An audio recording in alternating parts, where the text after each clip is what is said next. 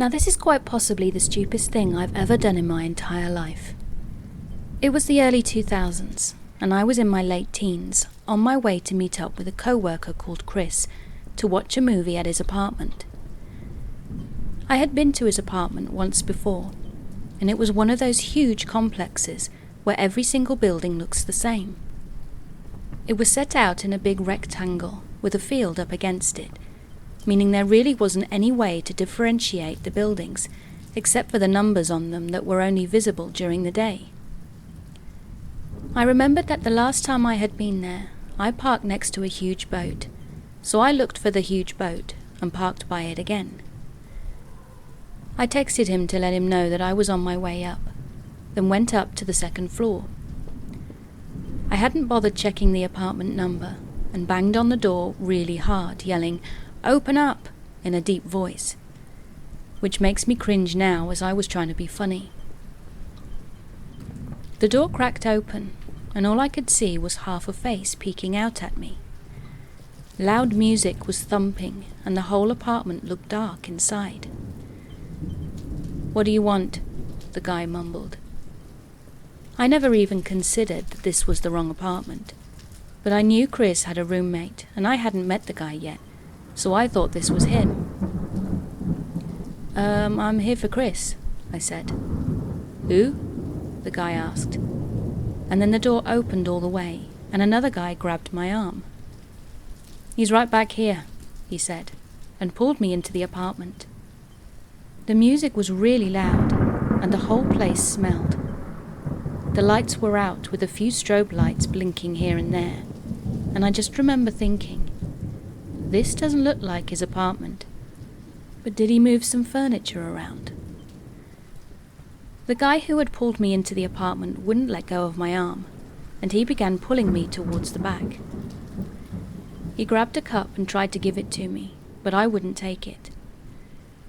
The place was packed, and everywhere I looked, people were either shooting up or lighting up or snorting up. I was pretty sheltered at the time, so it felt like walking into a movie set. It just didn't feel real. When we passed the first bedroom, I saw a group of people sitting around a black light, doing God knows what. It looked like writhing around and dancing, but at that point I could smell blood. The guy was still trying to drag me to what I assume was the back bedroom, and that's when it hit me. This was the wrong apartment. I'm exceptionally slow-witted, it appears. I pulled my arm out of the guy's grasp, but had no idea what to do. I knew if I'd panicked, bad things would definitely happen.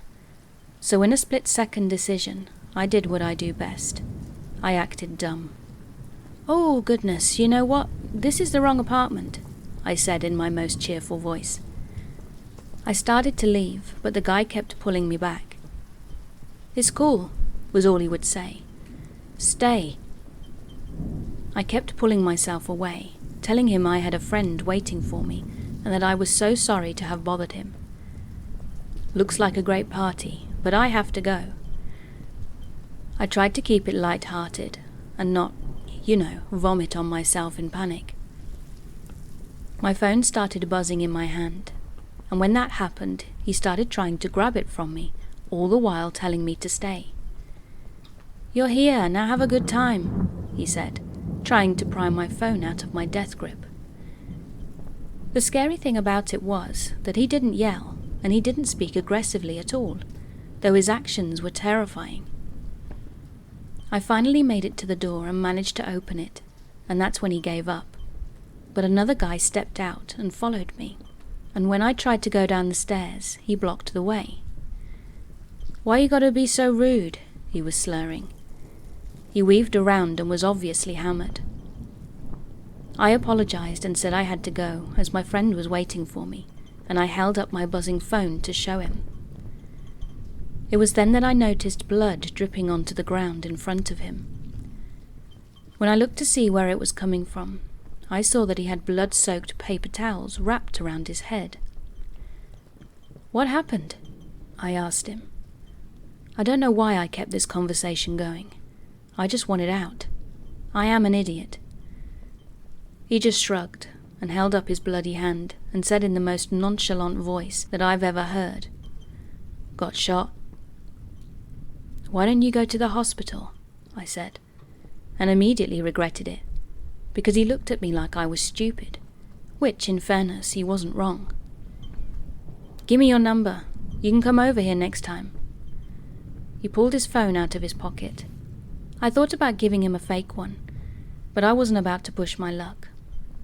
As soon as he got the digits, he called to make sure my phone would ring. He was satisfied when he saw it ring, and only then did he let me go down the stairs. I fled to my truck, shaking, and after a few moments I called Chris and asked him where his apartment was. When he told me, I looked at the buildings and could just make out that I was one building off. I had the floor and apartment location right, just not the building. I eventually made it up to his apartment, looking behind me the whole time, and told him what happened. At that point I was trying not to get weepy.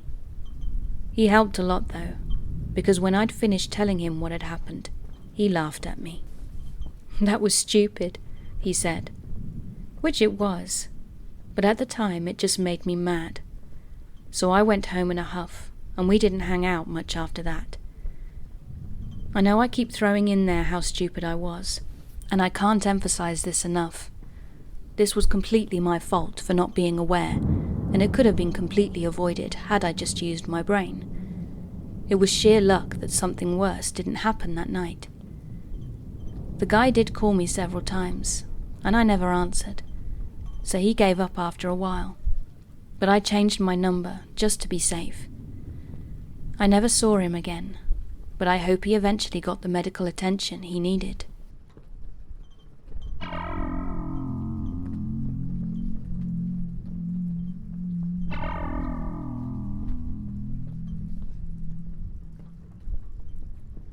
I wanted to share this story to warn people, but it is not necessarily a creepy encounter, just sort of a story that is weird and freaky. I am travelling around the country in my car. I have been driving for over a week from the city I lived in, and have so far slept in my car to save money. It wasn't until I got to a big enough city that I decided to treat myself to an actual bed that would be comfortable. I opted to choose Airbnb, because it's cheaper than hotels. I booked the Airbnb the day before I'd arrived in the city, so there weren't many options left. I had found this apartment on the site that looked very new and modern, and it was in a great location. The price was decent too, and it almost seemed too good to be true. The only downfall was that it was listed as a new listing and had 0 reviews. I figured that the price was low because it was a new listing, so I decided to give it a shot. Must be legit because it's Airbnb, right? When I got to the apartment building, it looked older than I had expected, and I later found out that my Airbnb was, most likely, the only renovated apartment in the building, and the building itself seemed to be in poor condition. It looked more like a dorm hall rather than an apartment building, but I let it all slide because I wasn't paying much, so what should I expect? It looked like the pictures on the site, so that was good enough for me. Everything went well for the first 2 days, and as a female travelling alone, I always made sure to be safe. I don't go out when it's dark, and I always lock the door, every single lock, including the chain. On the 3rd day I was out all morning, and came back to the apartment to change clothes, then head to the beach. I had again locked the door, including the chain, and I was standing in front of the door watching TV whilst changing. Suddenly the door unlocked and someone opened it. I am beyond lucky that I had put the chain on, or else it would have opened all the way. I was naked, and no one else was supposed to have the keys. My first reaction was, "Excuse me?" and I closed the door right away, locking it again. I came from the back of the door and didn't look to see who was opening it. I sat in front of the door, scared and in shock of what had just happened, realizing that this person could technically still get in here since they obviously had keys. At first I thought maybe it was the owner coming back after I'd checked out, but I wasn't due to leave until the following day, so it wasn't possible. After crying for a few minutes, I recuperated and called the owner to tell her what had happened. She told me that no one else should have a set of keys other than her and me, and that she is at work, so it couldn't have been her. I was scared to stay in the apartment any longer because of this, but I didn't want to leave because I had all my valuables there. It was a lose-lose situation. I then called my dad, who told me that it was not okay that someone had the keys and that the owner needs to take care of this ASAP. So he talked to her, and she told him she would be there shortly with a locksmith and to give me a pair of new keys. She then proceeded to tell me that she had only had this apartment for 6 months, and that before I'd stayed there was only one other Airbnb booking. She also mentioned that it had been sitting empty other than those 2 bookings because she had been renovating it, which now makes sense as to why the building looks like absolute crap in comparison to the apartment. She told me that the only possible person it could have been was the previous owners or someone related to them. It all really messed with me. How was it possible that I was gone all day, every day, and the 10 minutes that I was home during the daytime, someone tried to come in? Did they know I was there? And what were they coming in for? If this apartment has been sitting empty for half a year, maybe they did this frequently, or maybe they saw me come in and tried to do something to me. These questions are constantly on my mind. I just know that I'm lucky that I'd put the chain on the door that day, or else I don't even want to know what else could have happened. Needless to say, I won't be leaving a good review, and I won't be staying in an Airbnb that has no reviews or seems too good to be true.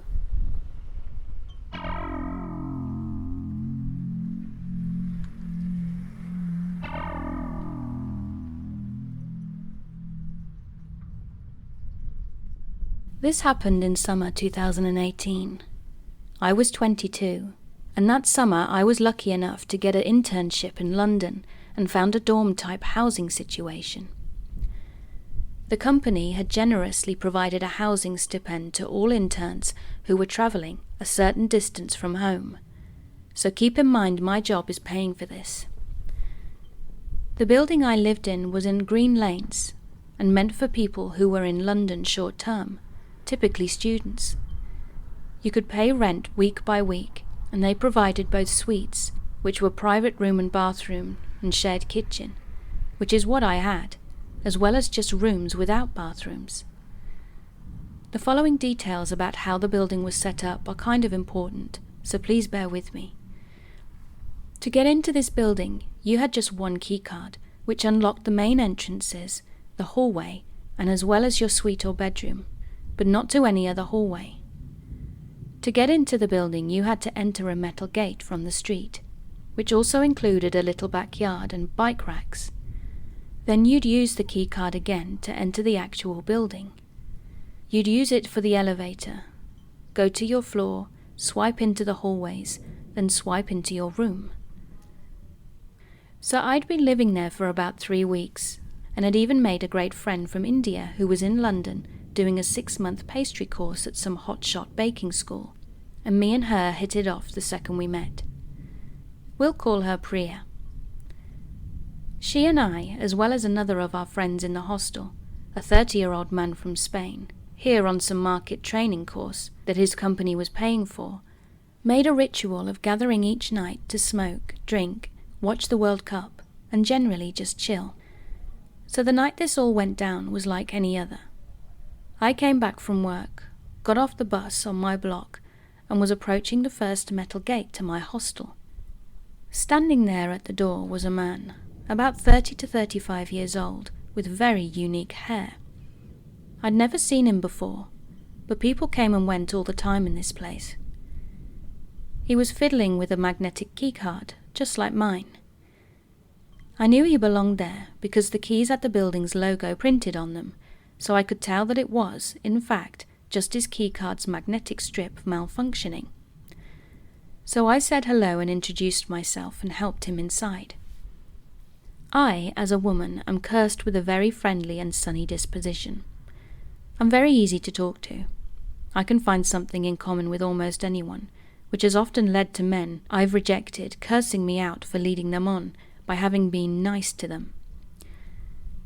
This guy started to flirt with me right away, and I dropped casually that I had a boyfriend. He asked for my number, and my stupid ass actually gave it to him, because I figured he'd just moved in here, and we have a pretty great evening squad I chill with. So I figured it may be nice to invite him down for a smoke with Priya, our Spanish friend, and I in the evenings. Because I'm the type of person to think, oh, if he's living here, he's probably new to London and knows no one, like all of us when we got here. Only thing is, and this is embarrassing and hilarious, except for my own phone number, I only know one other number by heart, which is my mother's. So literally without thinking, when I was asked my number, I recited my mom's phone number reflexively, and I didn't realize it until about 10 minutes later, when I got back to my room and my mum called me, frantically screaming. "Who are you giving your number to over there?" And I instantly understood what had just happened and said, "Oh, my bad, Mum. I did the phone number thing again." To which she responds with, "That's good, and find out who the hell he is. You need to stay away from him."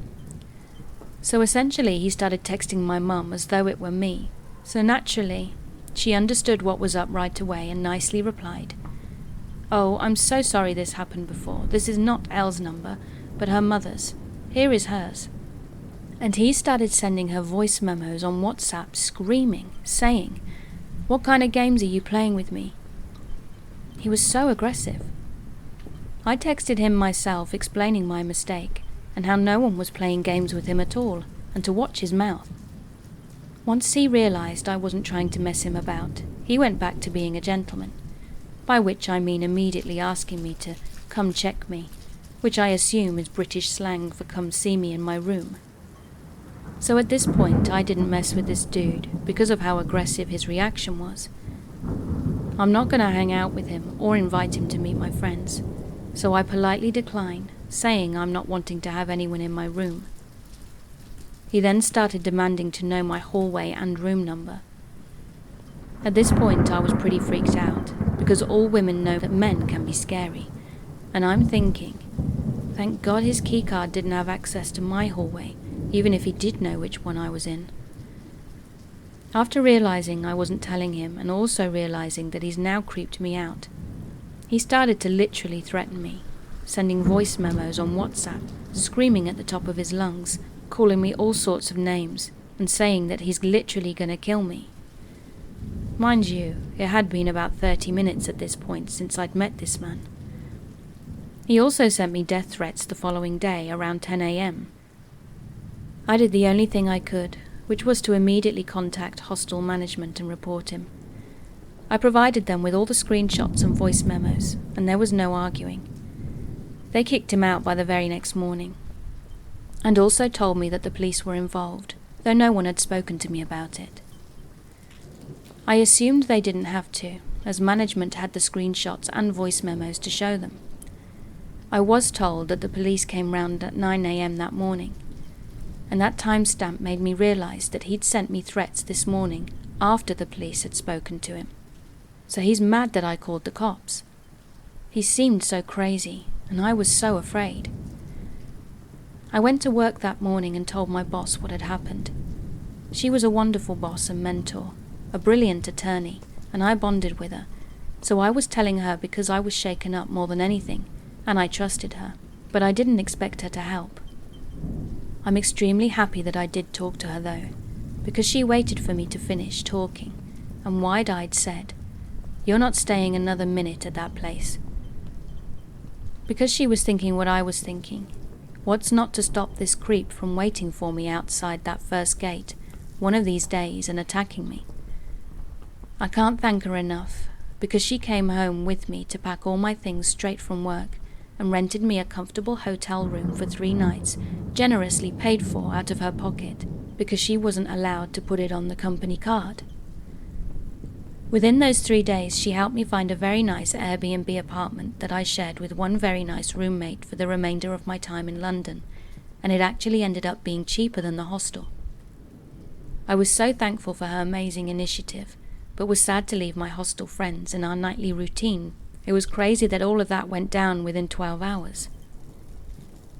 In the following weeks, Priya did, in fact, see this guy lurking around that building several times, as he was easy to spot by his aforementioned very unique hair.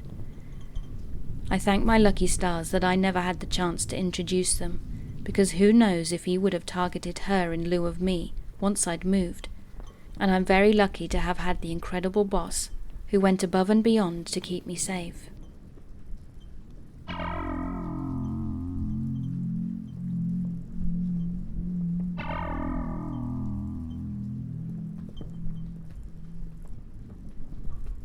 I've never told anyone other than my boyfriend of 2 years and close family who've also experienced unexplained events within the same home.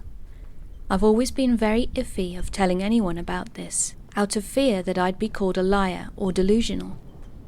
And like I said in the title, it sounds like something straight out of a horror movie and could very easily be mistaken for a fictional story. But I assure you, this actually happened to me and is 100% real. I suffered horrible nightmares for a very long time because of it, and get chills just thinking about it. Now my family has this huge farmhouse and plot of land in Alabama that has been in the family for decades. And when I say huge, I mean it was a mansion big enough for my entire family to live in. Uncles, aunts, cousins, and even my grandparents. It was humongous. And the fact that I was a child made everything seem 10 times bigger than it actually was. Not only was the house big, but it was on approximately 78 acres of land. There were literally days where me and my siblings would go outside and stay out there from sunrise to sunset, just exploring, making mud pies, playing with the animals, and just doing anything else that children do. This one particular day we had stayed out pretty late, but it wasn't unusual for us to do so. We were having so much fun and weren't ready to go inside, but kinda had no choice as it was getting dark, so we decided we'd start heading back. Once again we weren't ready to go inside, so we thought we'd end it off with one more game of hide and seek. We played rock, paper, scissors on who would be the seeker, and I lost, so I stayed behind and counted while the other kids hid, or at least I thought they did. Apparently sometime between when I lost the game of rock, paper, scissors and when they were hiding, they came up with this bright idea to actually pretend to hide while I look for them. Meanwhile, they had already made it into the house for the night. Me, obviously not knowing this, stayed outside and searched for them. 10 minutes turned into 20, and 20 minutes to an hour. It's barely light outside anymore, and I couldn't see. But I didn't want to give up on finding them just yet. So I thought I'd search in a few more places, and if I don't find them, I'll go home. I searched and searched, but still to no avail, so I decided I'd go inside. Now there was a cellar under our house that was boarded off as long as I'd been alive and lived there. I'd never been in there nor seen anyone go down there, and just assumed it was boarded off for a reason, and that if I did go there, I'd get my ass beaten. This specific night, one of the boards nailed onto the cellar door was pried open, just big enough for me to be able to slide into. Me being a child and not being able to find my sister and cousins, I assumed that they were in there. After all, I had checked everywhere else. Now I know I had no business even being close to it, but at that moment I didn't care and was just really happy I had found them. So not thinking, I crawled through that space in the cellar door. When I got in, it was super dark and eerie, but I was on a mission and looking for my sister and cousins, so I wasn't just gonna leave.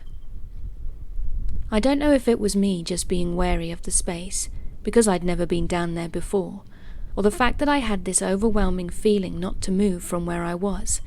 But from the entrance, not going any further, I scaled this room with my eyes and didn't see anything. But then, in the very back, I noticed a light as if a candle had just gotten lit, and besides that candle I noticed another candle and another candle. The glow from them made me realize that there were people in there with me, but they weren't my sister or cousins, just dark blobbed silhouettes of humans in some kind of circle, as if there was something they were looking at in the middle of those candles that I couldn't see, something they were doing. I was a child, so obviously terrified, that I knew what I was seeing wasn't normal, and that I needed to get the hell out of there and inside where I'd be safe with my family. So I kept my eyes on them, while also walking backwards to the hole in the cellar door. And as if this situation literally can't get any worse, while I'm backing out of it, the pried broken board squeaked, and sure enough they turned around and looked right at me. At this point I know they see me, and I see them. I was terrified. Things like this shouldn't be real when you're a kid, and your parents literally tell you the monsters don't exist, but here I am staring at these ghost creature things. And as soon as that thought crossed my mind, every single one of them in sync started crawling towards me. Yes, crawling, not walking, not standing up, not running. They were fast crawling towards me, like something from an Exorcist movie. This is when I realized these things that were coming towards me had no faces. They were just dark silhouettes of nothing in the shape of humans. I practically broke through the doors and got the hell out of there. I took off as soon as my feet hit the grass and did not stop until I reached the front door and instantly fell into my mum's arms. I never told anyone this, and didn't for years, not even my mum that night. After this incident, I had nightmares for years of those things that I saw, following me around in my dreams and torturing me. That experience was by far the most scary, unexplainable moment in my life, and just thinking back, there's no telling what would have happened to me, or where I'd be had they gotten to me, or I couldn't have gotten out of that cellar. My grandfather passed away, and my family moved out shortly after.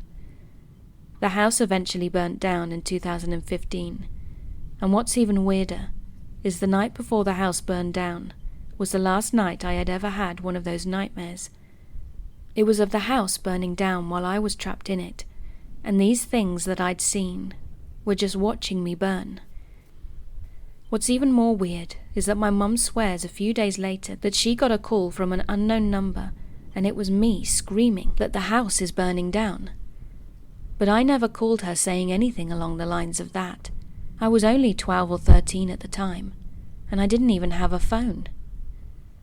It honestly just makes me feel so uneasy knowing that happened to me out of all people. Until this day, there are still times I will think about it, and won't sleep, and have to crawl into bed with my mum just for comfort, and I'm a grown-up now. It just goes to show that there are so many creepy and evil things on this earth that we live with, and don't even know about. So many unexplainable phenomenons that we will never know about, and never have the answer or reason for. Life is weird and very mysterious.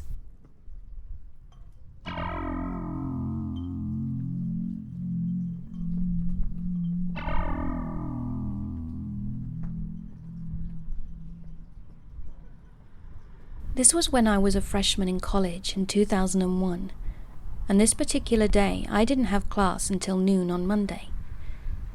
I wasn't adjusting well, so I would drive the 2 hours home on the weekends to see my friends, and I would drive back late Sunday night to avoid tractors. The highway was just a rural 2-lane road in Illinois. One night it was around midnight, and I got to one of the few 4-way stops on the highway near West Salem, Illinois. There were construction-type barriers and a flashing detour sign that pointed to the right. Keep in mind it's pitch black out, and also there's no GPS in 2001, and cell phones didn't get any service in rural areas. I turned and drove until I came upon another detour sign. I didn't think anything of it, and kept listening to my tunes, when I came to another detour sign. I thought it odd that it was telling me to turn onto what looked like a slightly rougher road, but I kept going regardless. The highway was fairly well lit, but I was going further out into the cornfields, and it was darker out there. Then I came upon another detour sign that told me to go onto a gravel road that seemed to disappear into another cornfield. I turned down that road. I can't believe I did, but I was only 18 and was trying to convince myself that the situation was okay, because being scared meant it was real. The corn was 6 feet tall and flanked my car on either side, and my headlights disappeared into the darkness. All I could see was corn, the road, and blackness. I turned my music off at this point. Then I came upon a clearing. It was someone's front yard and driveway. This was a house. Why am I at a house? What is this? I realized that this was either a private driveway or an access road for farm vehicles, and absolutely not any kind of detour. My blood went ice cold. I threw my car into reverse and slammed on the gas. I sped as fast as I could past all the other detour signs until I got back to the highway, where I noticed that the original detour sign and the roadblock thing were no longer in the road. I went back to my hometown instead of pressing on to school and drove back in the morning. I stopped taking that route after that.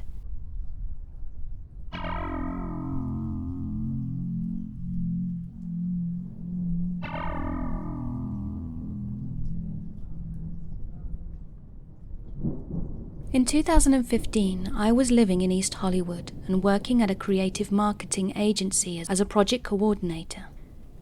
The pressure of having to provide for my 1-year-old son and his mother, combined with the grinding hours and travel of my job, had begun to consume me, and it felt as though the city were eating me from the inside out.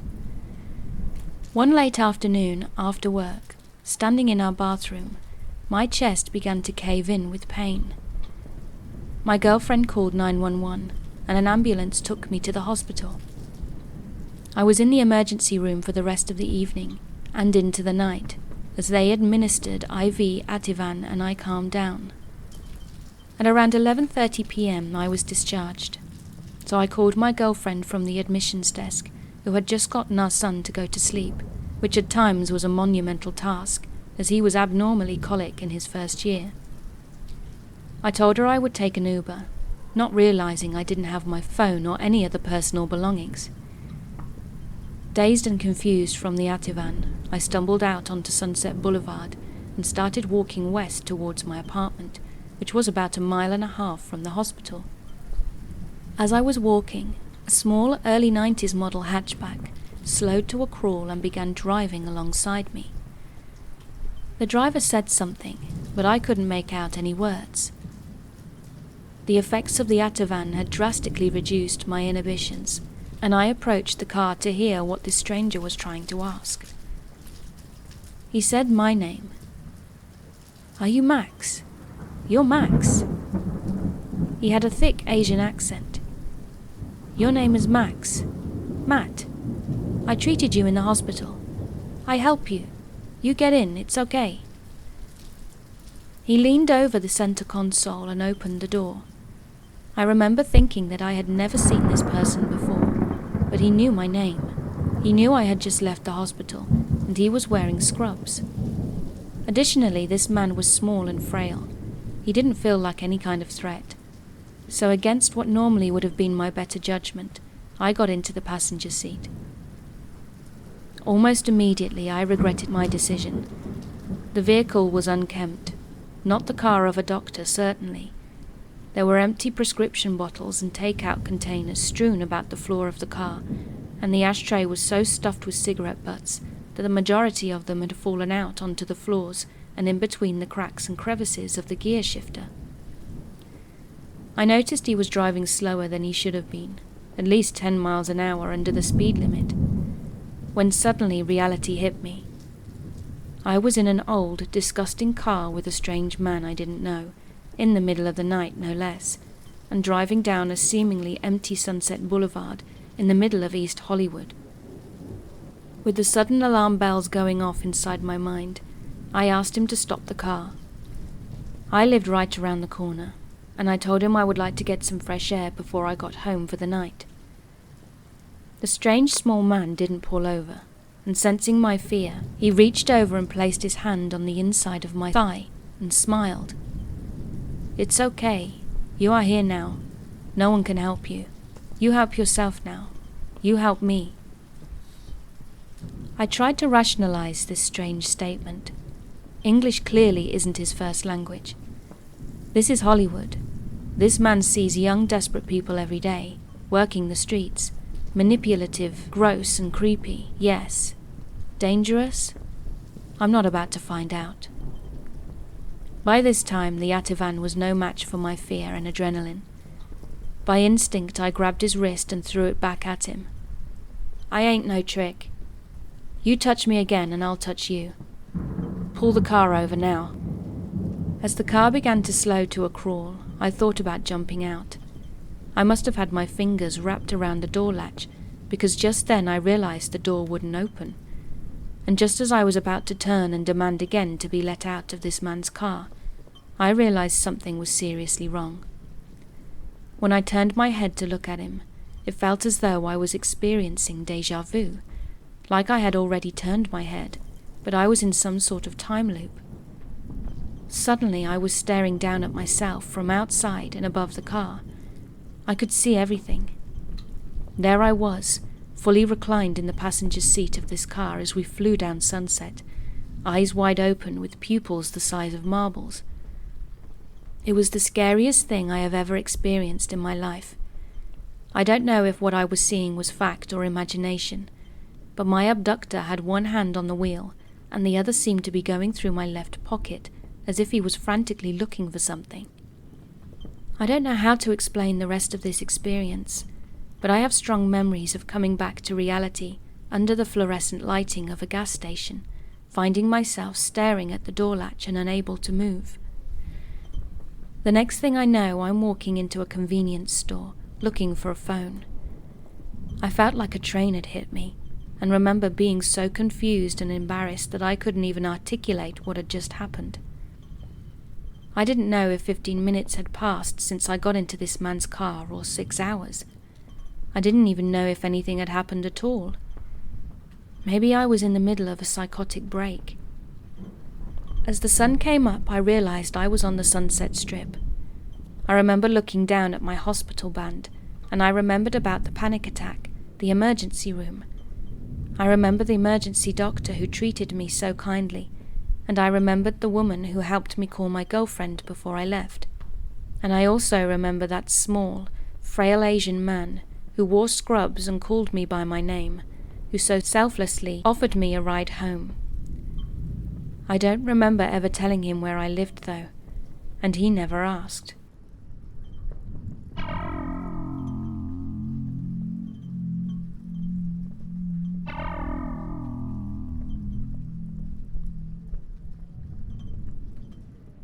At 12 years old, I was already riddled with PTSD and severe anxiety, and seeing a therapist twice a week did nothing to stop my extreme paranoia that someone was following me home from school. That someone may be watching me in my bedroom. That someone may be trying to take me from my front yard. My mum raised 3 children by herself. My older brother was in high school, my younger brother in elementary, and I walked 3 blocks to the middle school just down the street from our house. Always the safe rather than sorry type of parent, my mum insisted that I walk with 2 other girls who lived on my street.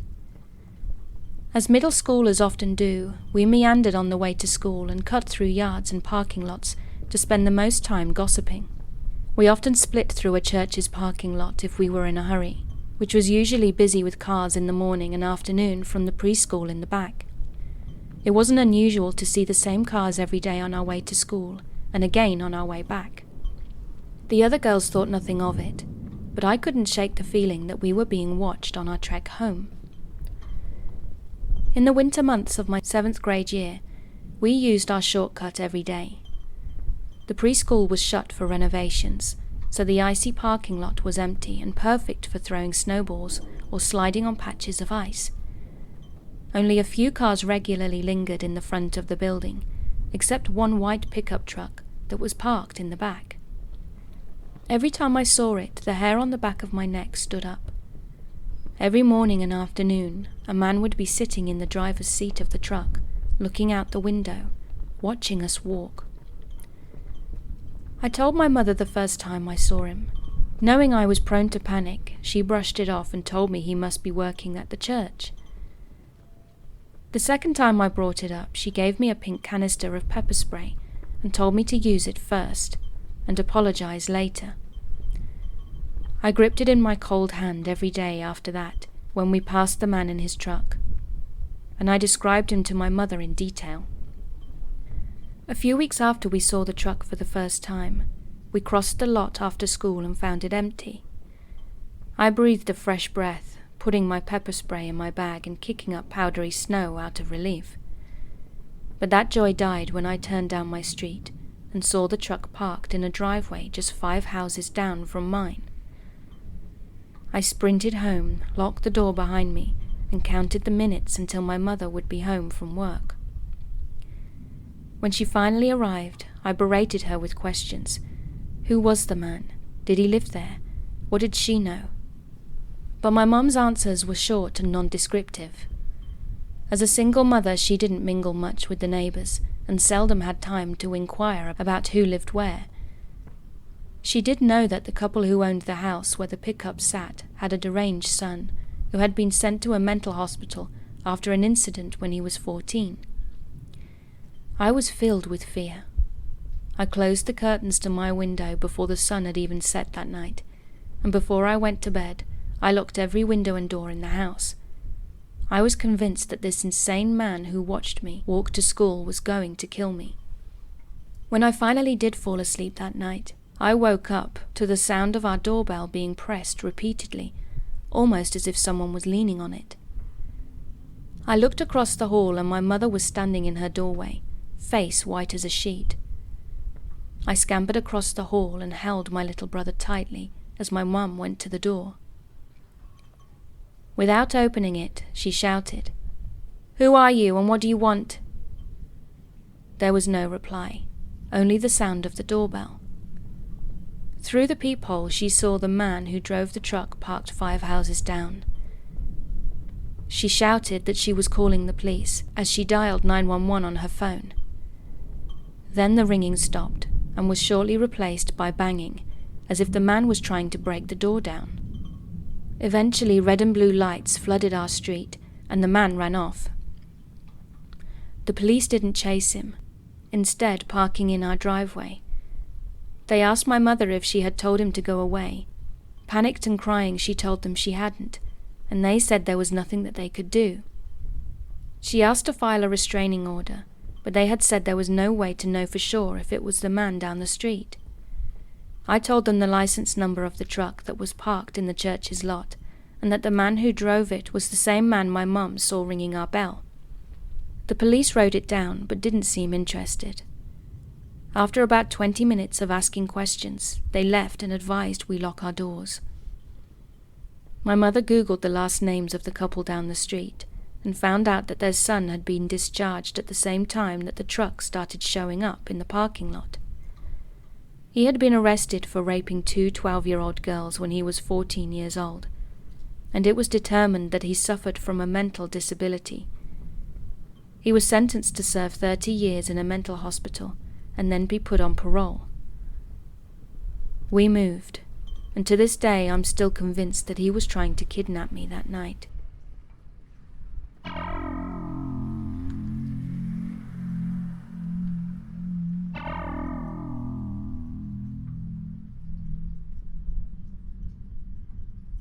This happened literally last night.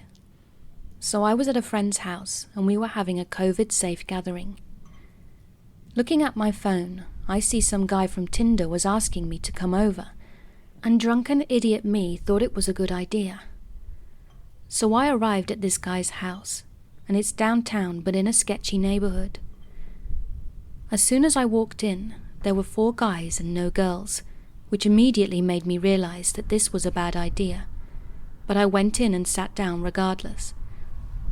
There was a coffee table, which was piled high with drugs and alcohol.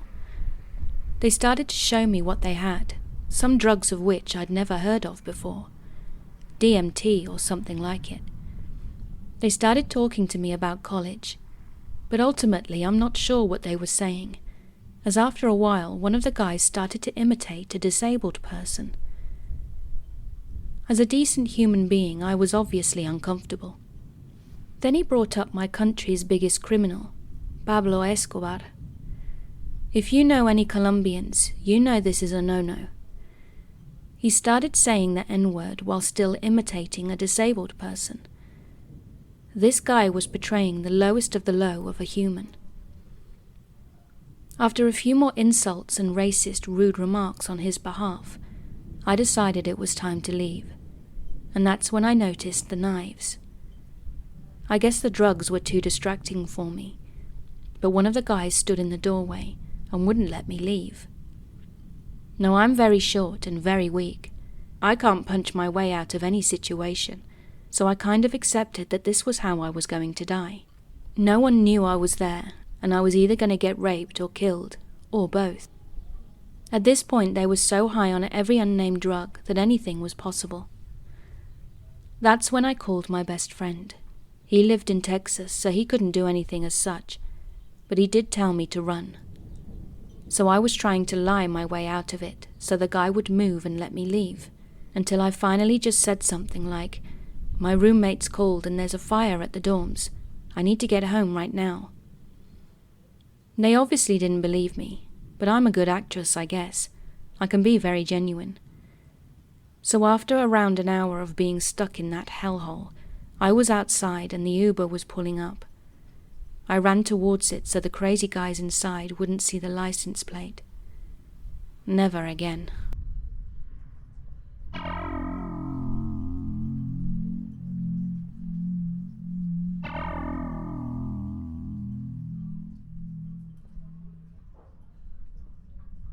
Several years ago I suffered a small stroke, which I was lucky enough to walk away from at only the cost of many of my long-term memories. It fragmented that part of my meat hard drive to the point that I had to relearn much of my teenage and early adult life from photos and exposing myself to those people and places again. Sometimes my memories are spans of imagination to bridge the gaps. I remember my family in patches up to my teenage years, and not much between my second year of high school and my mid-20s, with gradually more detail as I reached my 30s, and up to my 40s where I have no problems. Sometimes it feels like I never saw the first few seasons of the television show in which I'm the star. People just pop in like they were always there. It's often frustrating, and it doesn't help that my experience makes me more prone to spikes of anger. I don't live where I lived those dead patches of my life, so there are literally hundreds of people from that time who exist as either ghosts, abstract feelings, or not at all. I visit the hometown every so often to put my flowers on my parents' graves and try to remember when and how they died. I keep in touch with my estranged sister, whose memories of family are tainted by her bad experiences and resentments towards our parents. My only window into that world is through my younger sister, who I wouldn't keep up with if not for our shared family. She lives in my old hometown, and our age difference is such that we knew many of the same people. Most of those people have moved away, but some planted roots less than a mile from where they grew up. For some reason, those are the people I know best through talking to them, even though they probably played little or no role in my real life.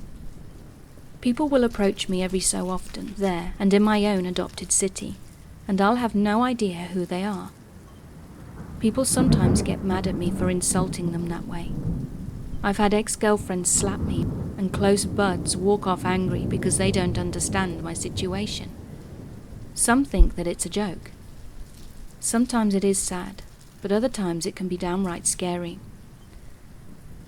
I was sitting in a pizza joint in the business district of Trenton-Delphia, working on something among the lunchtime crowd, when someone sat down in the empty chair opposite me. I looked up from my work and automatically began the process of threat assessment and identification.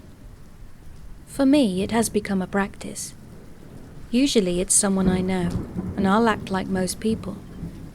If I don't immediately recognize the face, but they seem to know me, I would try to index them in my patchwork brain somehow. But this was someone I didn't know, but might have seen many times. Older, 50s, male, stocky, grinning with confidence, leaning forward on his elbows, indicating acquaintance with me. The eyes are familiar. My index traces that to a feeling of unease. It's not an ugly person, but his gaze is severe. He wears a suit here, like it's a costume, because his posture isn't good for the cut of the blazer. That smile is not entirely pleasant, except that he's trying to make it seem so. This process took me about 3 seconds, which is just long enough to seem like an awkward pause, because he says nothing at first. He just waits for what I guess is an automatic reaction. Now I'm in a pre-COVID crowd, pressed in close enough to smell the entire menu and overhear a dozen life stories and woes if I had the want to do so. So I'm not feeling threatened, but just uneasy. After a few more seconds, I actively stop blinking to see how long it will take before we will start this conversation. He breaks and goes first. "You don't recognize me, do you, Jimmy?" His smile broadens and I can't help but admire an expensive rack of teeth that I think might be more appropriate inside the head of a mule. The skin over his forehead wrinkles, carrying 2 plucked but pulp eyebrows along the slope. This helps me because nicknames are great context clues. My parents call me James. My colleagues and current friends call me Jim. My sister calls me Jimbo Dumbo because she's an asshole. And only people from back home in that grey zone of time called me Jimmy. My sub-processor brain keeps working. My face neutral, I replied with the usual. "Sorry, no. I have a bad memory for faces." That smile is trying to split his lips off his face. His eyes narrow to a severe degree, and they glisten with tears pressing out between the lids. He blushes hard like I'd slapped him. It's honestly creepy, but proves my abstract memory of this clown is accurate. "I didn't think so, Jimmy. This is you now, huh?"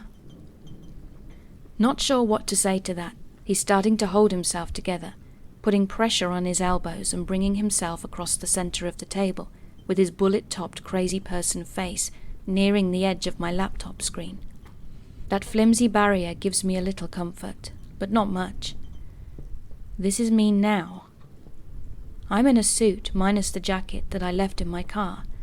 I'm 30 years, 50 pounds, and a lifetime of experiences beyond whatever the hell he's thinking of as then, but seeing how he's wearing a suit that he probably digs out only for job interviews, weddings and court appearances, looking like he's either seething or suffering from an impacted bowel, I could easily dismiss the air of contempt in his statement.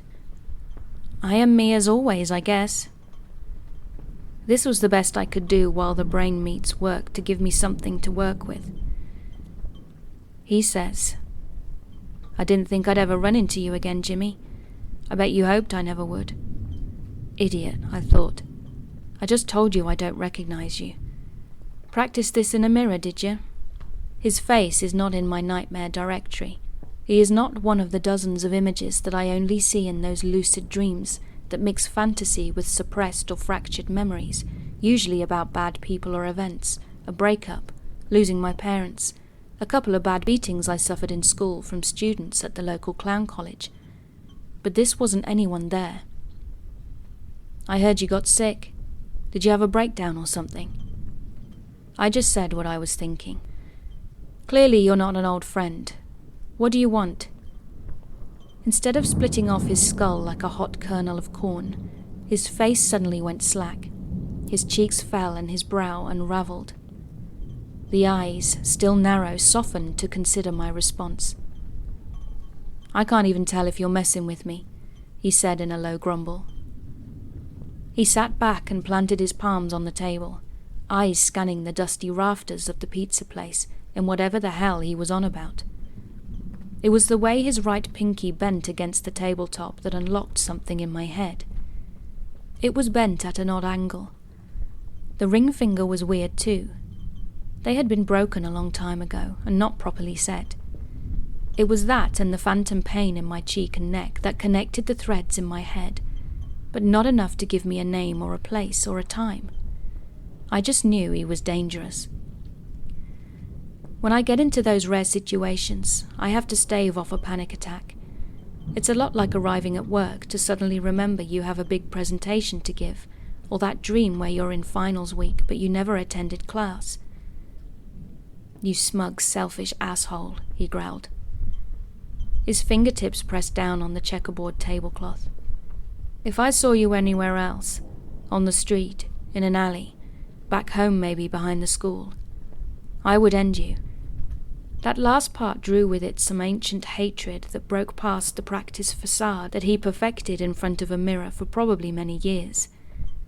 There was something evil but honest on that face, reflecting a truth in his heart about me.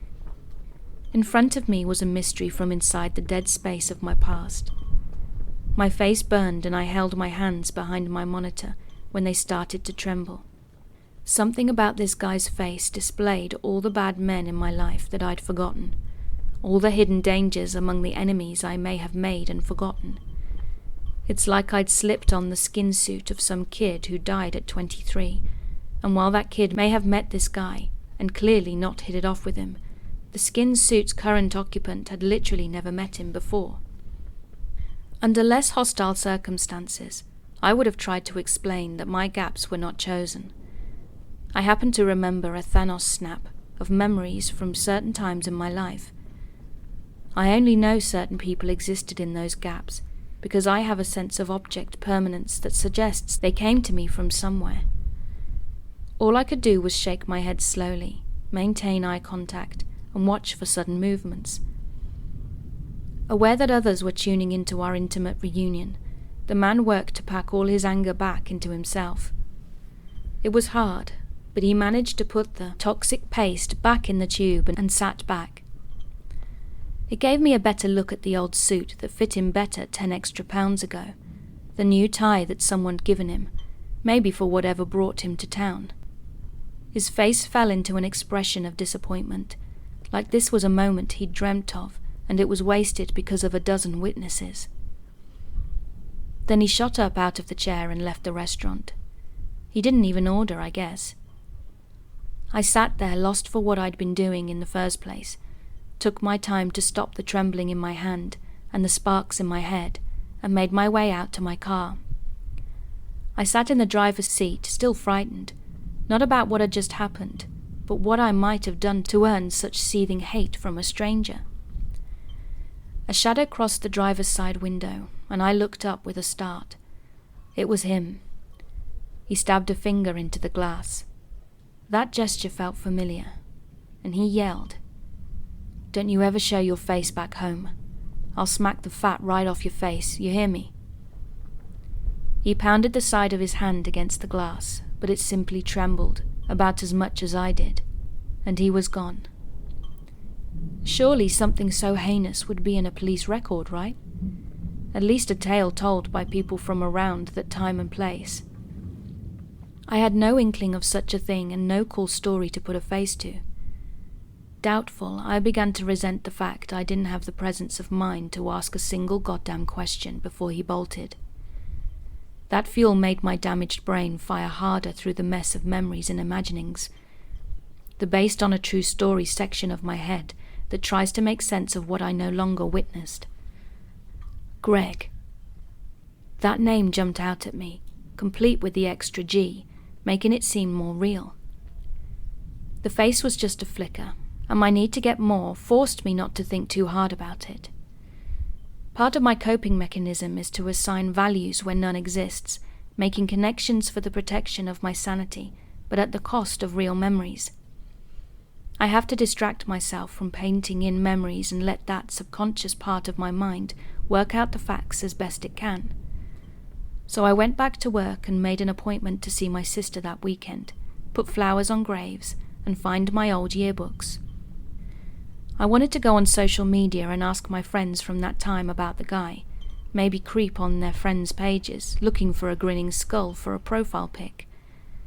That's a danger too, as every new face that registers risks becoming a fictional version of itself. Something about boots, snow. These useless reports emerged early, but I was able to revisit them, knowing the boots were important to me and that the snow was cold and hard. There was physical pain associated with these memories too. I also started running my tongue over a chipped tooth for the first time since I could remember. I drank hard that night, because while I'm not supposed to, it kills my dreams. That weekend I met my sister, who didn't recognize my description of a man 30 years beyond any memory she could have had of him. I asked her if I ever did anything so horrible that made a man want to kill me over it. She replied that I made her feel that way a lot. Then she asked me to borrow $50. I was much luckier over golf with a friend of mine who understands my situation and represents a good friend I lost. He is the custodian of many of my memories and helped me recover those first few years. We grew apart because he says I developed a different personality and was all about things in order and following instructions. You went square, he said, not registering the irony of calling it that. Do you know someone named Greg from our past who I really pissed off? I described him and explained the conversation we shared. Philip was doubtful, but it took a while to consider it. As he did, I added my random evidence.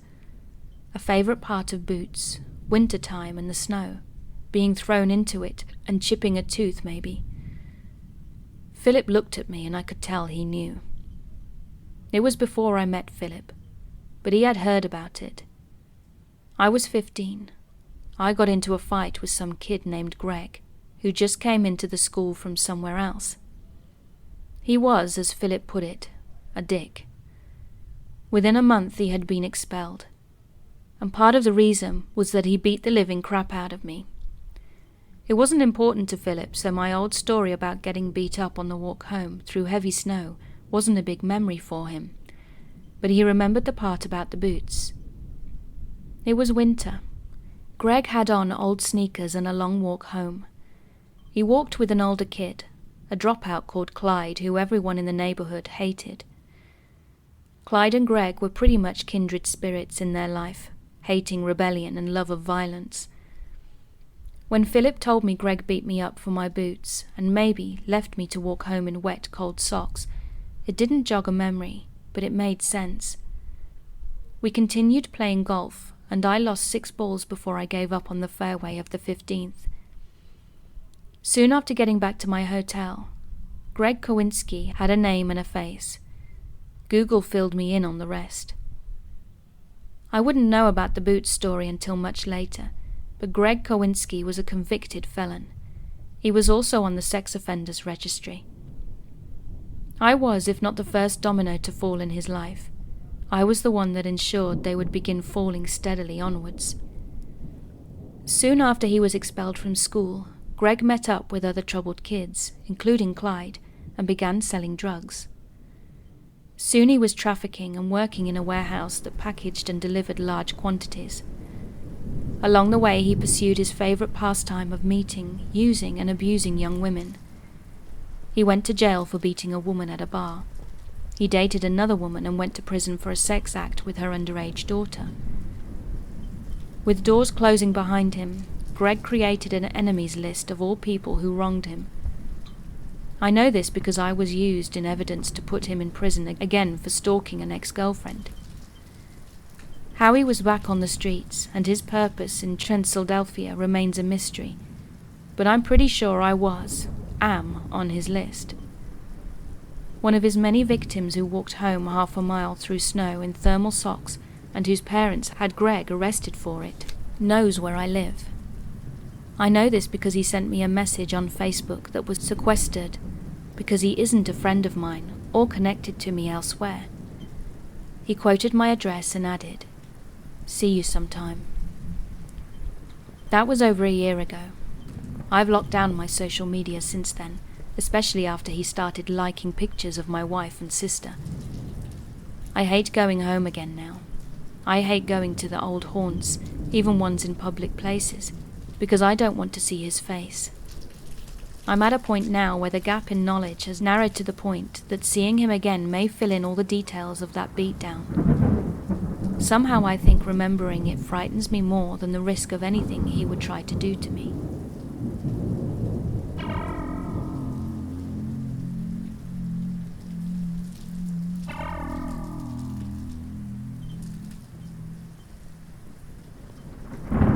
I used to live in a really rough area. I'm talking a super low-income apartment complex southeastern Tennessee that had been raided by the DTF, which is the local police drug task force, and it had been cleared out multiple times in the past. The complex was pretty spread out with a lot of roads linking them all together. It was almost like a small village, I guess, because most people in the complex would wander around outside or sit outside their apartment and just socialize or do shady things. There were a lot of small meth labs and dealers, that sort of thing. I didn't tend to have a lot of problems, because as a former addict of opiates, I didn't tend to be the snitching or moralizing sort. As long as whatever nastiness you were up to didn't impact or involve me, I couldn't give a damn as long as nobody was getting actively harmed. So that's who I was, the quiet gay guy who lived with his, at the time, boyfriend and 4 cats, and who didn't mess with anybody. On the few instances I had been messed with, I'd been known not to back down, so I wasn't often interfered with. People also didn't tend to start fights with each other there, mostly just with outsiders, and while I didn't make friends per se, I was at least a known member of the community, as I'd lived there for about 2 years. I didn't really have the option to move out as I was poor as hell, and between me and my ex, I was the only one working. I was able to keep us and the cats fed, and the bills paid, but that was literally it, and sometimes I even struggled to do that.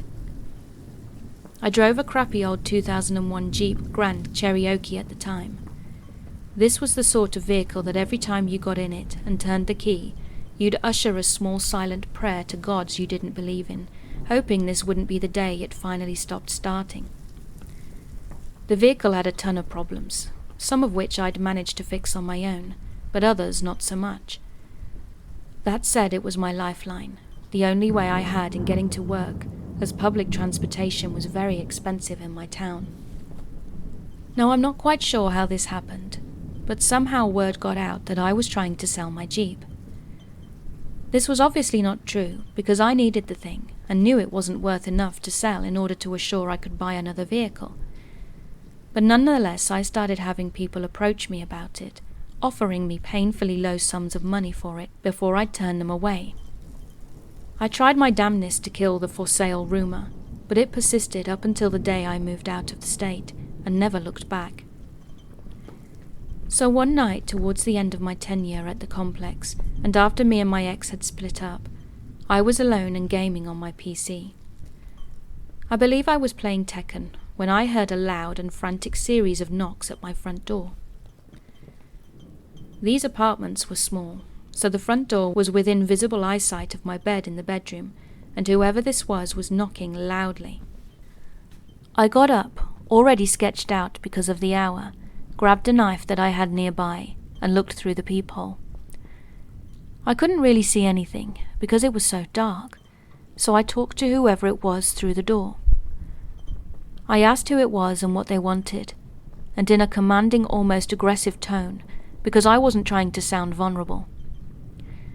For reference, I'm just under 6 foot, around 220 pounds, and I'm by no means small or weak. That said, I'm also not a one-man army or some kind of substantial badass. I'm as human as anyone else, and while I'm not one to run away from a fight, I'm not the idiot sort to run towards them either. I heard nothing at first, so I asked again, but still nothing. I stood there trying to listen for a few minutes before returning to the bedroom, when I heard the knocking start once again. This time I went to my window to see if I could see anyone outside at all. I saw several shadows lurking near my Jeep, parked just outside. So now at this point I was worried they were going to try to break into it or steal it, so I decided to open the door. Standing in the little hallway thing in front of my door was a group of 3 individuals. Now the complex had 4 doors in each building, but I lived alone in that unit, and it was the last one on the hill before hitting grass, so I had the thought that someone nearby might join up with me if the crap hit the fan, so I was very on edge. I recognized one of them who was standing in front of the other two, as I'd seen him around the complex and knew he lived there. I was still packing the knife, but I wasn't brandishing it at this point, when I ask again what they want and what the hell are they doing knocking on my door at 1 a.m. and lingering around my Jeep.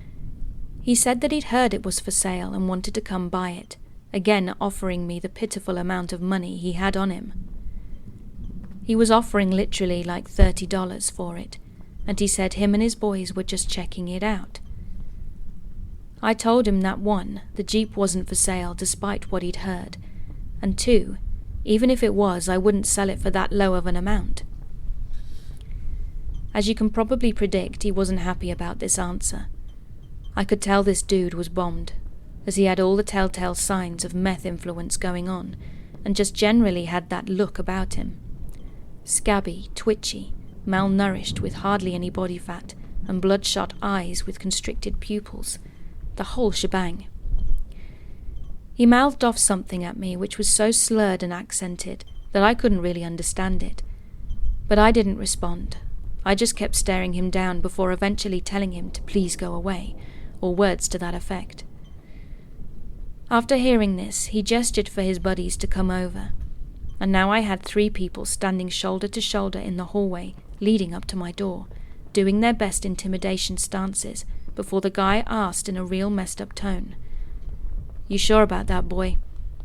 "Yes, I am," I replied, after which I revealed the knife and ejected the blade from the handle. This was a larger knife with full knuckle guards and a spike on the bottom. Not your typical small pocket knife by any means, and his response to this was to call me a pussy for bringing out a weapon, to which I responded with something along the lines of, "Says the dude who came here 3 deep," which he laughed at. The sight of the knife didn't put him off at all though, as I guess he figured I'd be too scared to use it, or that they could rush me before I got the chance. When I saw them inching their way forward, I sprung into action and started wildly thrusting and slashing the blade around in their general direction, with wild abandon, showing I had 0 issues with potentially killing or injuring any of them. I knew I wasn't likely to win a 3-on-1 fight, even with a knife, but I made it damned clear that if I was going down, I was taking at least one of them with me. They backed up and started spewing hate at me, including calling me a faggot and other choice words, but I kept moving towards them as they backed up, showing that at this point they were either going to leave or someone was getting stabbed. By the time I got to the end of the hallway to the lot where my Jeep was parked, I noticed 2 more people standing by the Jeep. I internally swore at myself for just not going back inside, but I was in too deep now. At this point I went all in and started yelling at the top of my lungs, acting like a bloodthirsty lunatic who was just about to hurt people in a similar manner to how people tried to scare bears away. I was just trying to be as loud and as threatening as possible, to really sell the idea that even if they took me out, at least one of them might end up dead as a result. And to be honest, I fully intended for it to go that way, if it did kick off. One of the guys by my Jeep then brandished what looked to be a piece of wood at me as a threat, to which I had the quick wit to respond by saying, "Swing that at me and I'll shove this knife so far up your ass you'll wish you brought a better weapon." Which I remember specifically saying, because one of the other guys thought it was the funniest thing in the world and started laughing. Not in a "you won't do it" sort of way, but in a manner that seemed like I was genuinely entertaining him. I was so hyped on adrenaline that my response to this was to slash at him, as he was one of the closer ones to me, at which he swore at me before running off, then the rest of them followed suit. After this I went back inside and stayed awake until sunrise to assure they didn't come back, before finally falling asleep on the couch by the door so I could hear if anything else happened outside and hopefully wake up if it did. Nothing more happened after that, and the next day I saw the guy who'd initiated the whole standoff as I was getting home from work. He followed me up to my apartment, where I'd parked, and he apologized for what happened. He said he was high at the time, big shocker, and also drunk, so he was feeling extra stupid. I told him it wasn't a big deal. It's sad how commonplace stuff like this could be in this complex. Even if most of them tended not to mess with their own, we still had enough people passing through to assure it happened regularly, and not everyone followed the unspoken rule of not messing with the other residents. I told him not to do it again, when he then quickly approached me and hugged me in this real bro sort of manner. I went along with it and told him to have a nice day, before going back inside and settling down. There were no more incidents with him or his buddies ever again after that, though it was not the last time things kicked off, involving me before I moved. This was just the last and only time with this guy and his friends. Even though I played it off as not caring, it was mostly just to avoid further conflict.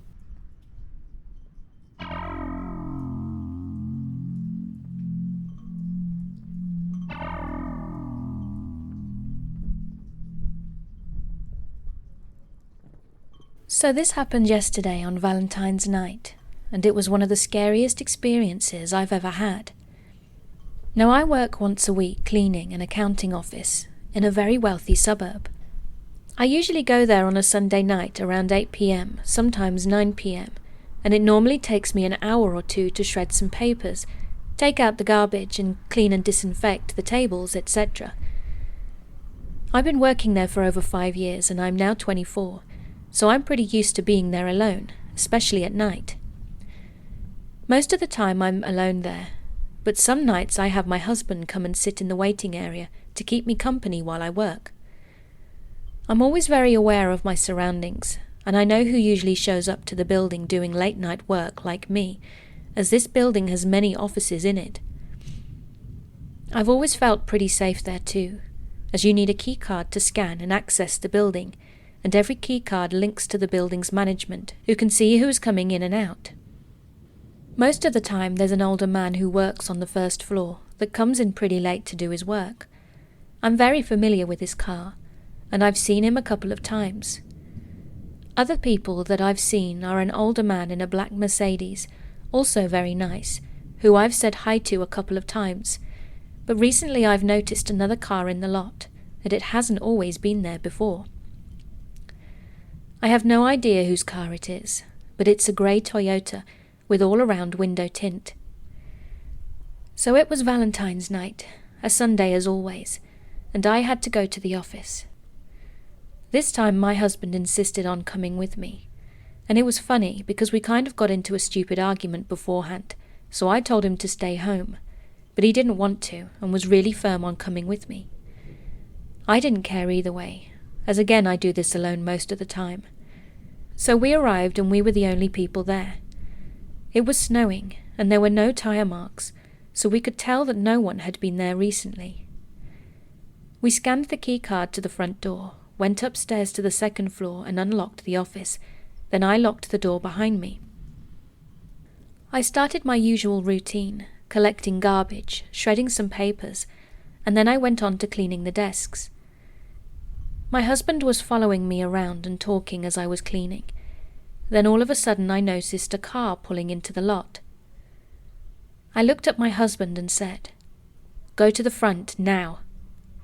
I don't know why I said it, I just wasn't getting a good feeling about whoever this was, and my stomach dropped to the ground. I'd never felt like that before. I continued cleaning whilst looking outside into the pitch black, as I can be easily seen from the second floor offices. My husband went over to the front like I'd asked, and shut the blinds, then he sat down. I came over to the front, and through the corner of the blinds I could see a man with a grey hoodie walk by the office to the end of the hall, then turn around and pass the door again. My body froze up, and I looked at my husband and told him that a man was walking around outside. The door was locked, but we still got kind of creeped out. I continued to vacuum, sporadically looking out the window, when all of a sudden he was there, literally standing around the corner. I jumped back a little and stepped away from the blinds, wondering whether he'd seen me look at him. What is he still doing here? I ran over to my husband again, telling him that he's just around the corner. At this point, my husband isn't feeling safe either, and takes a peek for himself, but he didn't see anything. Maybe he's gone, we thought. I continued to clean, feeling a bit shaken up. My shift was coming to an end, and I wanted to throw the garbage bags right outside the door so that I could clean the floors and take another peek outside. I quickly unlocked the door, threw the bag out, and looked to my left towards the end of the hallway to see his reflection from another office window and making his way towards me. I shut the door and locked it. I'm now terrified, as I've never seen him here before. What is he doing here at 10 p.m. on a Sunday night, roaming the hallways? I'd finished cleaning, and it was time to go. My husband too is a bit shaken up by this point, and my whole body is telling me not to unlock this door, but we have to if we want to go home. So I tentatively unlocked the door and stepped outside the office, and as I leant down to pick up the garbage bags, I looked upwards to the left side of the hallway to see him walking at me in a fast and aggressive pace. I couldn't see his face as the hallway was poorly lit, but he was definitely coming straight at me. My husband was still inside, and I quickly rushed back into him. As soon as my husband stepped out, the creepy man went by a random door and wiggled the lock. He then turned around and headed in the opposite direction. I then stepped out again, closed the door behind me and locked it. And my husband the entire time was standing still and looking directly into this guy's face that you couldn't see because of the poorly lit hallway. We started heading towards the stairs, and we saw him looking back at us once more as he turned around and was now walking in the opposite direction. We ran down the stairs and jumped into the car, locked the doors and just sat there. What on earth was that? Why was he there for almost 2 hours with nothing to do but walk around the hallways around the office I was in? Did he think I was in there alone? Did he walk past, scoping the place that I was in at first? The office I was in was the last office in the hall, right next to the stairs, so there was no reason for him to walk around like that. I'm so scared. It's like he knew I was going to be there this Sunday. I'm never going back there alone.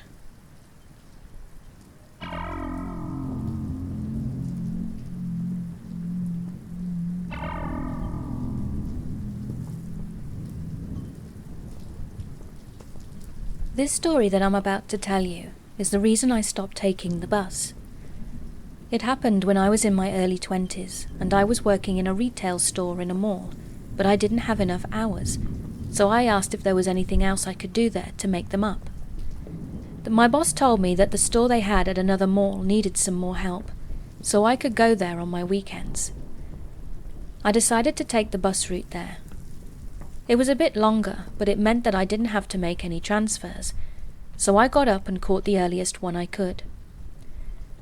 The ride was fairly normal. I got to see parts of my city that I hadn't seen before, and I did notice that the bus eventually went into a more dingy neighborhood, where there was more trash everywhere and abandoned buildings, houses and cars, etc. I noticed it, but I felt like I was safe on the bus, and my destination was in a nice neighborhood. At some point, an elderly lady got on board, and I noticed that no one was getting up to offer her a seat. So I gave her mine and went to go hold the pole near the side door and continued on my way. During the journey, I remembered looking at a guy next to me and asking if he knew how much longer it would take to get to my stop. But before he answered, someone hit the buzzer to get off, and the doors next to me opened. I then felt some hands on my free arm grabbing me and pulling me. On reflex, I immediately clenched up, because I generally don't like any physical contact with strangers outside of a greeting handshake, and I really think that the reflex saved my life, because it took my brain a few seconds to register that someone was trying to pull me off the bus.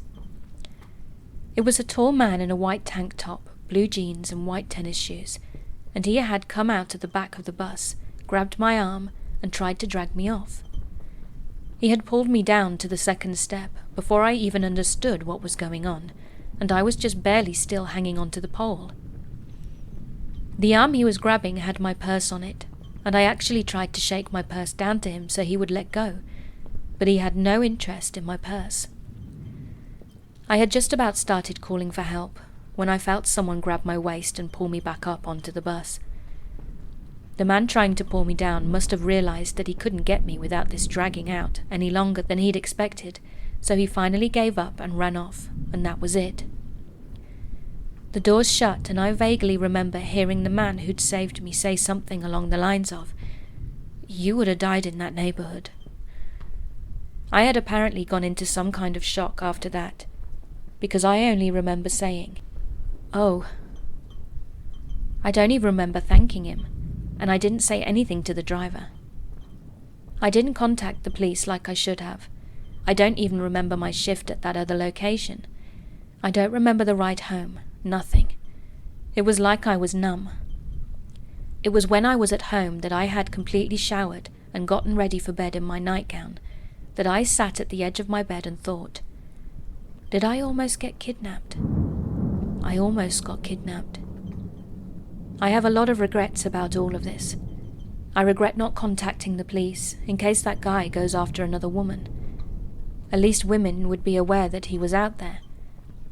And I regret not thanking and keeping in contact with the nice person who saved me.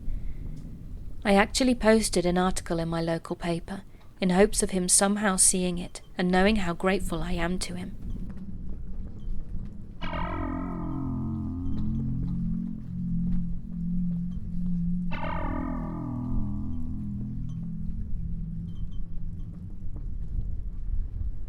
So this happened around 2010, and I and my friend Sarah was 12 years old at the time. The summer of 2010 was great for Sarah and I. We had both got new bikes that year, and we spent almost a day riding around our small, yet urban and close to a big city town, like most 12-year-olds were doing at the time. One day we decided to ride down to a well-known park in the area that has a trail leading down to a ravine that some kids at school had been talking about, and we wanted to check it out. It was the middle of the day when Sarah and I rode down the path leading to the secluded ravine, and there were many families in the park, so we felt safe and never had a reason not to. So we got to the ravine, which was just a little river surrounded by lots of trees, nothing special. As we were sitting down near the water, we were having a conversation that had something to do with fish. I can't remember exactly what it was about, as this was 10 years ago, but just imagine what two 12-year-olds would be saying. And as we were talking amongst ourselves, this man, probably around 35 years old, came up behind us and just casually joined our conversation. I immediately got a bad feeling about him and was already thinking of ways to get away. He went on to ask what we were doing down here, all alone, and acting really creepy.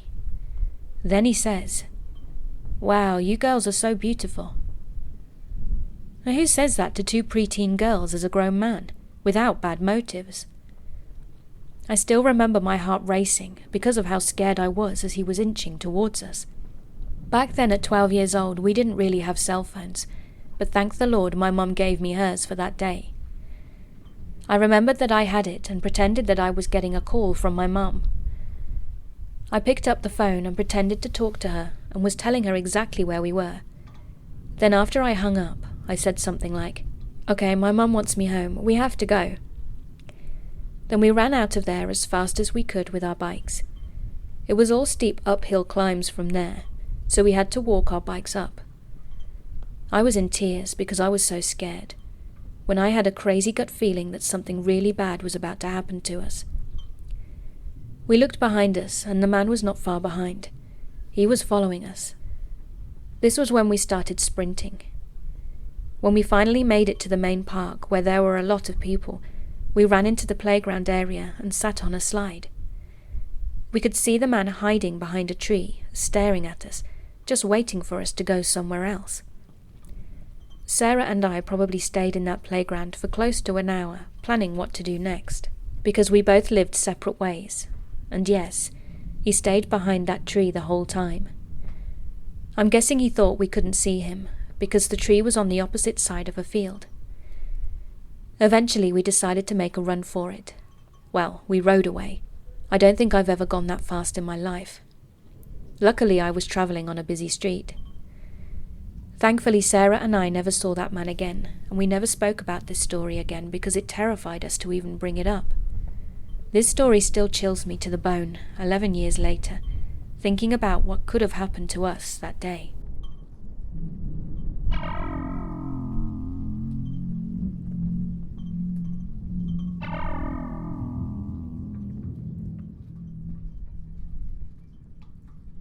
After posting my previous story, I remembered another slightly creepy encounter from my slightly weird hometown. Granted, I've had many weird encounters, as I already mentioned in my previous post, but this one has really stayed with me. I can't exactly remember what the year was. It could have been anywhere between 2003 and 2006, so I would have been between 11 and 15 years old at the time. It was late November, and despite it not even being 7 p.m. yet, the streets were empty.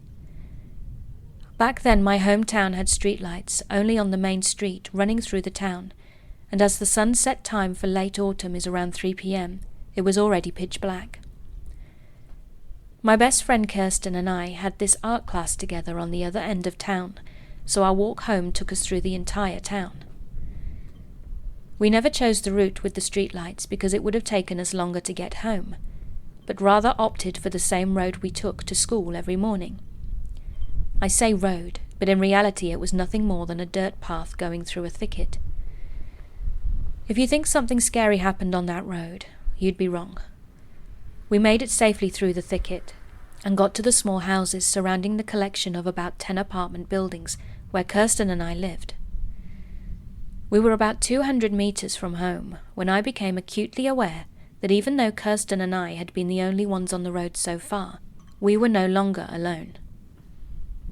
Walking about 50 meters behind us, there was a man, keeping pace with us. Now there is nothing out of the ordinary about this in itself, but noticing him did fill me with dread that I couldn't place. I turned to Kirsten, and as I was about to speak, she said, "I know, I think he's following us." I quickly whispered to Kirsten that I don't think he knows that we know, and that we should just keep our normal pace and try to get closer to home, and then make a run for it, as I didn't believe we could have outrun him from this distance. Kirsten suggested that we should make a few turns between the houses to see if we can make sure that he really is following us. And sure enough, every time we crossed the road, he followed immediately. We walked in this weird zigzag between the houses, and he followed. In hindsight, this was stupid and only made our walk home longer. We should have just kept going. At this point, slight panic is starting to build up as we're trying to figure out how to handle this. You see, the apartment complexes had locked doors that required a code to enter, a 12-digit code. We weren't sure if we'd be able to make a run for it, reach the door, enter the code, open the door, and get inside before he reached us. But we had to try. In the meantime, we spent arguing. We hadn't realized that this man had been gradually inching closer to us and was now only a few meters away. Fortunately for us, by this time we had also reached the corner of the apartment complex right next to mine. Kirsten and I looked at each other, and we both knew what we had to do. We broke into full sprint, and as we ran we could hear the man running right behind us. Now I don't know if he was extraordinarily slow, or perhaps he was being more careful because it was dark, but when Kirsten and I reached the stairs of my apartment complex, the man hadn't yet come out from behind the one we had just passed. Hands shaking, I was frantically trying to enter the code into the door, while Kirsten was standing next to me, panicked, repeating, "I can see him, I can see him." The door opened and we ran in. As I turned to pull the door closed, I felt resistance, and I could see the man peek from behind the door, frantically yanking the door to open it fully. Kirsten grabbed the door handle, and together we pulled as hard as we could. When the door mercifully made the click sound to denote that it's locked, I was just about to turn to Kirsten and say something when we heard this bang on the door. And as we looked up, we saw this man with his face pressed so hard against the small glass window that it distorted his features. He kept banging on the door and saying something unintelligible. We chose to ignore him. He couldn't get in, and that was all we needed to know. We went upstairs to my apartment, and I told my mum that Kirsten is staying over for a bit because we were just chased by this weird man. Around 9 p.m. I walked Kirsten home. She lived in the apartment complex right opposite to mine, and when I was walking back across the courtyard, I kept looking around to see whether anything seemed out of place. But the courtyard was as quiet as the rest of the city in late autumn evenings.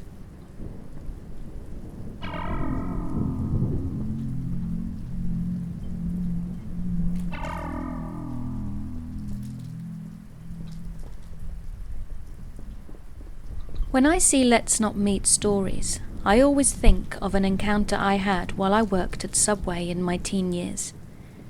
I was maybe 16 at the time, and am a very petite girl. This particular night I was working alone, and we closed at 10. It was snowing and was the middle of winter, so it was really dark around 9:50 p.m, which is when this took place. Over the course of the last hour, I'd noticed a man pacing the store, but I didn't really think much of it, because there were a lot of homeless people that stayed behind the subway to go through the trash at the end of the night. I always brought out stuff to them whenever I could, so I thought maybe he was just trying to get a free sandwich or something. 10 minutes before closing time, and this man walks in and starts pacing the front of the store. He was in a wife-beater tank top in the dead of winter, so my first thought was that he was high on drugs. But then I noticed he was holding a crowbar. I tried to stay and act calm, like I hadn't seen it. We didn't have a phone near the front, and I didn't want to run and draw any kind of attention to myself, so I grabbed a knife off the bread bar and politely asked him if he needed anything. He came right over to me and leaned over the side of the counter by the register. Not in front of me, but beside me, like where the drinks are. He was completely in my personal space now, and I was terrified. He made awkward small talk with me for a bit, and then suddenly grabbed my arm and blurted out, "So do all Subway employees have access to the safe?" I panicked and said, "No, but we all have access to this button under the register that calls the police if someone is trying to rob us. And if I recall, there's always an officer across the road at the King Soopers." I had my hand under the register drawer.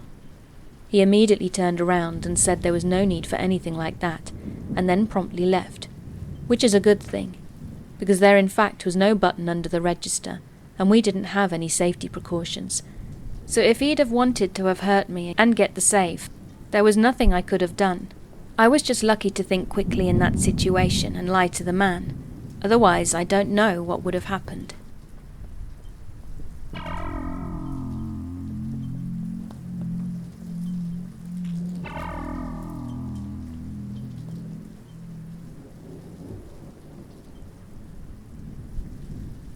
Hey there, it's me again, Miss Fearsome.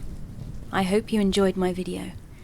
If you did, then please hit that subscribe button. And if you'd like to support me further, please check out my Patreon and sign up for as little as $1 a month. Also, check out my new YouTube membership levels with some exclusive perks. So until next time, stay happy, stay safe, and remember, keep being creepy.